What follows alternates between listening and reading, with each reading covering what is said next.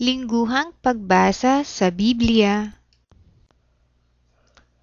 Mateo, Kabanata 27, talatang 1 hanggang 22.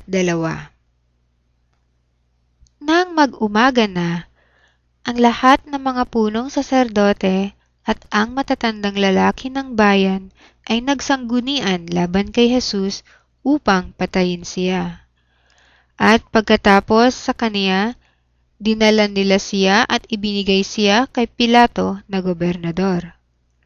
Nang magkagayon si Judas na nagkanulo sa kaniya sa pagkakitang nahatulan na siya, ay nakadama ng matinding dalamhati at ibinalik ang 30 pirasong pilak sa mga punong saserdote at matatandang lalaki na sinasabi, "Ako ay nagkasala ng ipagkanulo ko ang dugong matuwid."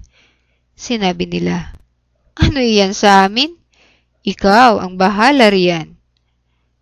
Kaya inihagis niya sa templo ang mga pirasong pilak at umalis at yumaon siya at nagbigti.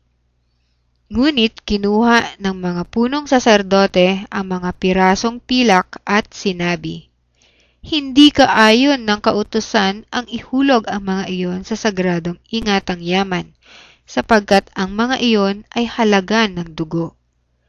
Pagkatapos na magsanggunian, ipinambili nila ang mga iyon ng parang ng magpapalayok upang paglibingan ng mga taga-ibang bayan. Kaya ang parang na iyon ay tinawag na parang ng dugo hanggang sa mismong araw na ito.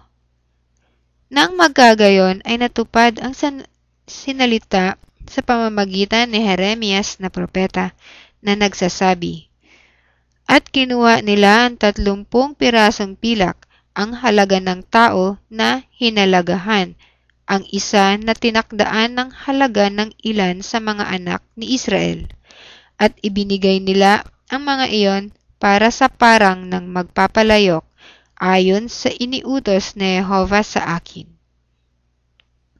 Si Jesus ngayon ay tumayo sa harap ng gobernador, at ang gobernador ay nagharap ng tanong sa kaniya, "Ikaw ba ang hari ng mga Hudyo?" Tumugon si Jesus, "Ikaw mismo ang nagsasabi nito." Ngunit habang inaakusahan siya ng mga punong saserdote at matatandang lalaki, hindi siya sumagot. Nang magkagayon ay sinabi ni Pilato sa kanya, "Hindi mo ba naririnig kung gaano karaming mga bagay ang pinatototohanan nila laban sa iyo?" Gayunmay, hindi siya sumagot sa kaniya. Hindi, ni isa mang salita, kung kaya labis na namangha ang gobernador. Ngayon, sa bawat kapistahan ay naging kaugalian ng gobernador na magpalaya ng isang bilanggo sa pulutong, yaong ibig nila. Nang mismong panahong iyon ay may hawak silang isang bantog na bilanggo na tinatawag na Barabas. Kaya nang matipon sila ay sinabi ni Pilato sa kanila, "Sino ang ibig ninyong palayain ko sa inyo? Si Barabas o si Jesus na tinatawag na Kristo?" Sapagkat batid niya na dahil sa inggit kung kaya nila siya ibinigay.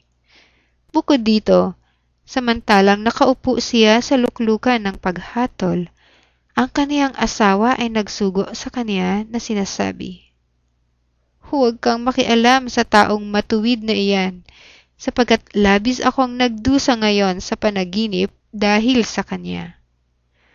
Ngunit hinikayat ng mga punong saserdote at matatandang lalaki ang mga pulutong na ang hingin ay si Barabas, ngunit ang ipapatay ay si Jesus.